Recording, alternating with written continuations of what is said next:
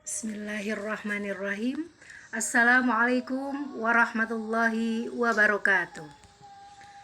Apa kabar? Selamat pagi anak-anak yang soleh dan soleha kelas 6A, 6B, dan 6C. Selamat berjumpa kembali di pelajaran pendidikan agama Islam bersama Ibu Cucu Hayati. Baiklah anak-anak, pada pagi yang cerah ini insya Allah kita akan belajar kembali pendidikan agama Islam, dimulai dari pelajaran 7. Kenapa? Karena pelajaran 6 pada semester 1 kita sudah belajar, yakni indahnya saling membantu, yakni membacakan surat Al-Maidah ayat 2 dan 3, juga surat Al-Hujurat ayat 12 dan 13. Nah, pada pagi ini kita akan memulai pelajaran 7 yang berjudul Menerima Qadha dan Qadar. Perlu kalian ketahui bahwa di semester ini kita akan memegang buku siswanya, yaitu seperti ini. Nih ya. Nih. Ya. Yang sudah punya alhamdulillah, yang belum punya tidak apa-apa karena kita akan belajar bareng-bareng di sini ya. Baik, yang sudah punya boleh membuka buku halaman 65 ya, pelajaran 7 menerima qadha dan qadar. Sebelumnya mari kita mengingat pelajaran yang lalu, yaitu tentang rukun iman. Siapa yang masih ingat lagu rukun iman kita? Yuk bersama-sama. Rukun iman ada 6. Nomor 1 iman pada Allah. Nomor 2 iman malaikat. Nomor 3 iman pada kitab. Nomor 4 iman pada Rasul. Hai! Nomor 5 iman hari akhir. Nomor 6 iman qadha qadar. Kita harus mengingatnya. Masih ingat kan anak-anak? Alhamdulillah ya. Nah, pada hari ini berarti kita akan belajar rukun iman yang ke-6, yaitu iman kepada qadha dan qadar. Nah, di sini kalian diharapkan nanti setelah belajar ini bisa memahami makna atau arti dari qadha dan qadar. Yang kedua, kalian bisa menyebutkan contoh-contoh qadha dan qadar ya. Dan yang ketiga, kalian bisa menyebutkan hikmah beriman kepada qadha dan qadar. Baik anak-anakku sekalian, kita akan mulai dengan bacakan basmalah bersama-sama ya. Bismillahirrahmanirrahim. Kita mulai dari memahami makna qadha dan qadar. Siapa yang tahu artinya qadha? Ya, benar. Qadha adalah kepastian atau ketentuan dari Allah Subhanahu wa taala sejak zaman azali. Dan qadha ini cenderung tidak bisa dirubah oleh ikhtiar, doa dan ikhtiar manusia. Karena qadha ini sudah menjadi ketetapan Allah sejak zaman azali. Pada zaman sebelum kita semua dilahirkan ke alam dunia ini. Ya. Baik anak-anakku sekalian, seperti apa contoh qadha itu? Ya, boleh dilihat di situ di halaman 68 ya, anak-anak. Qadha itu contohnya bisa berjalannya matahari dari timur ke barat gitu ya. Nah, itu sudah ketentuan Allah. Adakah yang bisa merubahnya? Sampai saat ini tidak ada kan? Ya. Yang kedua, kematian. Wafat, meninggalnya seseorang. Tidak ada yang bisa menolak. Nanti dulu malaikat Ijrail, jangan cabut nyawa saya dulu karena saya belum menikah, karena saya belum sekolah di perguruan tinggi. Apakah bisa yang begitu? Gak bisa kan? Ya, karena ini adalah qadha, sudah ketentuan Allah. Yang ketiga, misalkan ada beredarnya bumi beserta planet-planet berputar sesuai dengan porosnya. Ada yang bisa merubahnya?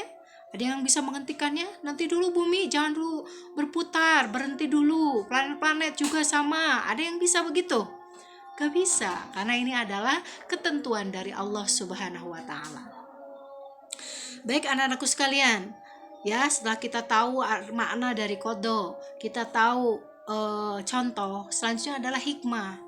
Hikmah itu manfaat kalau kita beriman kepada qadha dan qadar ya. Karena kita tahu kan beriman pada qadha qadar itu berarti arti iman itu kan percaya.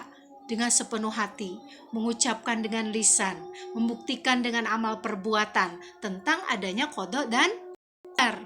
Nah, beriman kepada qada berarti kita percaya sepenuh hati bahwa qadanya Allah itu ada, gitu ya. Nah, kalau kita sudah percaya, maka akan mengiringi kita hikmahnya, manfaatnya bagi diri kita. Buat apa saja? Kita lihat ya. Kalau kita beriman pada qada dan qadar, cenderung dia akan rajin datang ke sekolah tepat waktu. Kalau kita sedang tatap muka ya ke sekolah, tapi kalau sedang daring seperti ini berarti rajin membuka WA group PAI-nya, mengikuti apa sih pelajaran yang diberikan oleh Bu Cucu. Itu kan manfaatnya kalau kalian iman qada dan qadar kepada ketentuan Allah, ya. Lalu yang kedua, bisa memanfaatkan waktu untuk belajar dan hal lain yang positif. Karena tahu bahwa nanti akhirnya ada ketentuan Allah, gitu kan? Karena kita tahu akan ada ketentuan Allah mengenai hal baik dan buruk pada diri kita, biasanya kita akan terdorong memanfaatkan waktu untuk hal-hal yang positif. Kalau bagi kalian untuk belajar tentunya, ya. Yang ketiga, hikmahnya itu akan menerima. Nah, di sini ya, kalian akan menerima segala hal yang diberikan oleh orang tua kalian dengan ikhlas. Orang tua kalian memiliki uang jajan untuk kalian, misalkan beragam kan, tergantung kemampuan. Ada yang sehari dikasih 5.000, 2.000, ada yang 1.000. Nah, itu kalian selalu ikhlas menerimanya. Alhamdulillah ya Allah, ini juga rezeki darimu ya Allah melalui orang tua saya, gitu ya. Lalu juga yang ketiga, tidak bersikap sombong di rumah, di sekolah, ataupun di masyarakat. Karena apa? Untuk apa kita sombong? Ada yang lebih hebat, ada yang lebih berkuasa di atas segalanya, yaitu siapa? Allah Subhanahu wa Ta'ala, ya. Lalu kita selalu berhati-hati jika berada di tempat keramaian dan di jalan raya yang padat kendaraan. Karena apa? Ada qada dan qadarnya Allah. Barangkali saja qada kita adalah misalkan ketentuannya kita harus tertabrak mobil meninggalnya, tapi karena kita berhati-hati di jalan, bisa jadi itu tidak terjadi, betul kan? Nah, walaupun di sini qada itu ketentuan yang tidak bisa dirubah oleh usaha manusia, tetapi mengiringi dengannya ada yang disebut dengan qadar, yaitu yang bisa dengan usaha manusia, ya. Nah, yang keenam, selalu bertanggung jawab atas tugas yang diberikan. Nah, orang yang beriman pada qada itu manfaatnya dia selalu bertanggung jawab atas tugas yang diberikan. Misalkan Bu Cucu memberikan tugas atau PR pada kalian untuk apa? Nah, kalau beriman pada qada, pasti kamu mengerjakannya dengan baik dan bersungguh-sungguh. Dan yang terakhir, selalu santun dan rendah hati dalam bersikap dimanapun ia berada. Di rumah santun kepada kedua orang tua, kepada kakak, kepada adik. Di sekolah kepada bapak ibu guru, di masyarakat, manapun kalian berada, selalu santun. Itu manfaat apabila kita beriman kepada qada dan qadar Allah Subhanahu wa Ta'ala, ya. Baik anak-anakku sekalian, untuk selanjutnya yaitu tentang qadar, ya. Kalau tadi qada ketentuan Allah yang tidak bisa diubah dengan doa dan ikhtiar dari manusia, sedangkan qadar adalah ketentuan dari Allah Subhanahu wa Ta'ala yang bisa diubah dengan doa dan ikhtiar dari umat manusia, gitu ya. Seperti apa contohnya? Seperti misalkan contohnya itu kepintaran, ya. Kepintaran itu bisa dirubah. Misal Bu Cucu ya, Bu Cucu aja deh, pada waktu kecil tidak kurang bisa matematika begitu ya, karena mungkin ini masalah bersama seorang pelajar ya. Pada umumnya merasa kesulitan matematika, walaupun ada beberapa orang yang suka sekali matematika. Saat itu Bu Cucu merasa kesulitan, walaupun katanya ranking 1 begitu ya, ataupun terbaik di kelas, tetapi ibu merasa susah kalau belajar matematika. Tapi suatu hari ada teman yang mengajak belajar matematika, lalu ibu belajar matematika dengan sungguh-sungguh. Pada akhirnya alhamdulillah bisa ngikutin pelajaran matematika. Artinya jadi pinter lah sedikit-sedikit.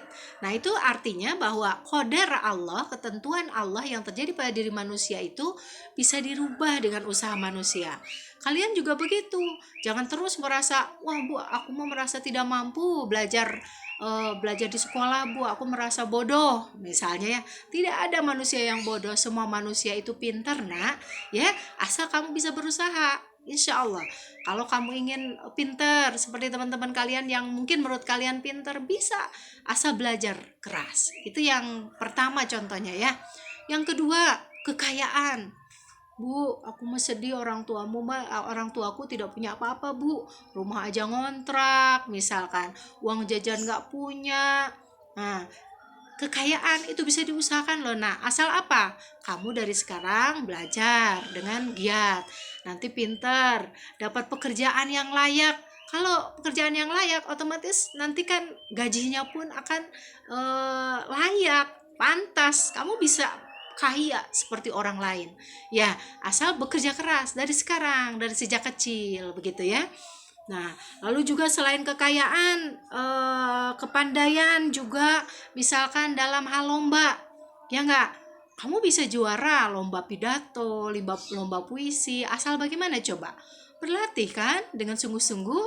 Nah, kalau yang pernah berlomba dengan buku di pentas PAI dulu, bisa juara, misalkan ada Azmi, ada dulu adik kelas kalian Muhammad Al-Ridwan, Salsabila misalkan, bisa juara pidato, bisa juara tahfidz Quran seperti Azmi misalkan ya. Itu kan caranya berlatih, capek memang, tetapi itulah kalau kita ingin merubah kodarnya Allah, ketentuan Allah yang memang bisa dirubah oleh usaha, ikhtiar dan doa dari manusia. Gitu ya anak-anak ya, itu contohnya. Sekarang hikmahnya kalau kita beriman kepada qadar, apa saja? Satu, bisa menyadari bahwa semua cita-cita yang diinginkan itu ternyata bisa diusahakan. Ya, Bapak Presiden Soekarno pernah mengatakan gitu kan, gantungkan cita-citamu setinggi langit, gitu kan. Artinya bahwa boleh, jangan merasa gini, Bu, gak mungkin saya mah jadi dokter, karena orang tua saya hanya seorang pemulung, Bu. Hanya maaf ya, tukang cuci-cuci di rumah-rumah orang, tukang bantu-bantu di rumah orang. Jangan begitu, nah ya. Silakan, kamu ingin jadi apa? Jangan melihat orang tuamu, jangan melihat apa, tidak. Gantungkan, kamu ingin jadi apa? Cita-citamu mau jadi apa? Silakan. Karena apa?